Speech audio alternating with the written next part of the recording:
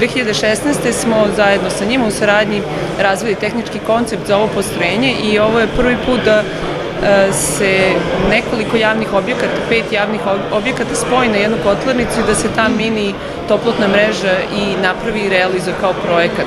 Ovo je, ajde da kažem, u posljednje 2 godine drugi projekat ovakvog tipa koji je prvi otvoren pre 2 godine u opštini, to jest u gradu Pirotu, i meni je veliko zadovoljstvo jer su ove lokalne samouprave prepoznale ne samo ekološki aspekt i socijalni, već i ekonomski aspekt i razvojni aspekt i streme, ajde da kažem, imaju viziju potpunog prelaska u oblasti toplotne energije u javnim objektima na korišćenje obnovljivih izvora. Ono što je tu posebno onako pozitivno je da ta vizija postoji već 10 godina, ajde mogu da kažem, ove lokalne samouprave, pogotovo u Pirotu, koji razmišlja i potpisao je već trilateralni ugovor sa Nemačkom razvojnom bankom, koja je finansijski deo našeg programa isto implementira za prelazak i celokupne toplane daljinskog grejanja na korišćenje drvne sečke.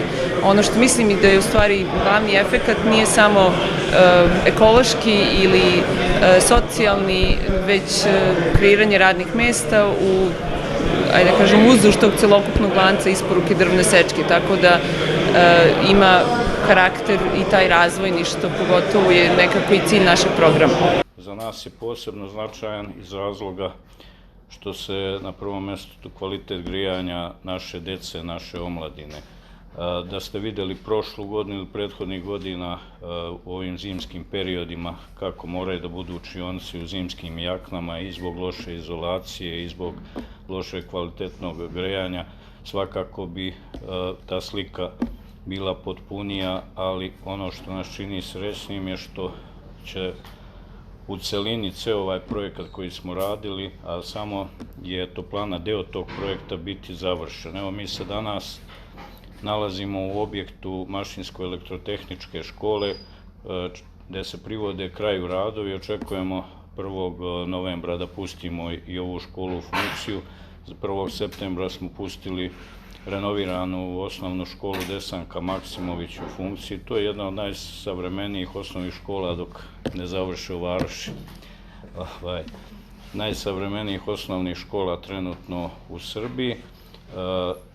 Planiramo, vidjet ćete posle kad odemo da obiđemo i toplanu, planiramo u daljem nastavku, renovirali smo tu i sportske terene, dobili smo novu školsku salu, planiramo u narednoj godini u sklopu osnovne škole Vuk Karadžić da uradimo i zatvorene bazene, tako da ćemo imati sreću da su koncentrisani svi školski objekti u jednom krugu. Imat ćemo jedan taj kompleks u kojem će imati idealne uslove naša deca za školovanje i gde će imati sve ono što im je potrebno, i upravo smo je projektovali ovu kotlarnicu da zadovolji te potrebe. Priboj sa ovim dobija mnogo, dobijamo pre svega čistiji vazduh, kvalitetno grejanje, dobijamo duplo jeftiniji energent nego onaj koji smo do sada koristili, a to je bio mazut.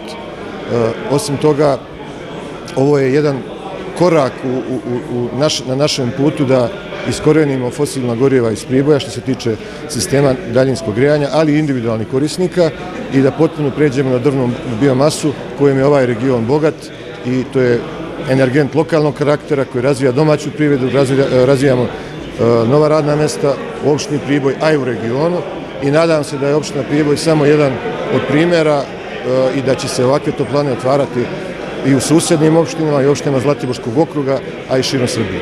Investicija je visine 126 miliona dinara.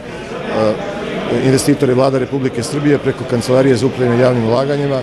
Ja koristim ovu priliku da se zahvalim Vladi Republike Srbije, Kancelariji za upravljanje javnim ulaganjima, jer na ovaj način vode računa o našim manjim opštinama gde se borimo da zadržimo stanovništvo, i upravo je objava javne infrastrukture na ovaj način, a ovo je samo jedan od niza infrastrukturnih projekata koje podržava Vlada Republike Srbije i Kancelarija za upravljanje javnim ulaganjima. Dakle, na ovaj način se borimo da zadržimo stanovništvo i napravimo održivu ekonomiju u našim zajednicama. Opština Priboj je pre oko mesec dana potpisala sa Ministarstvom finansija, Ministarstvom rudarstva i energetike i KfW bankom ugovor o izgradnji gradske toplane na drvnu biomasu snage 8 MW. To je treća faza našeg strateškog cilja iskorjenjivanja fosilnih goriva.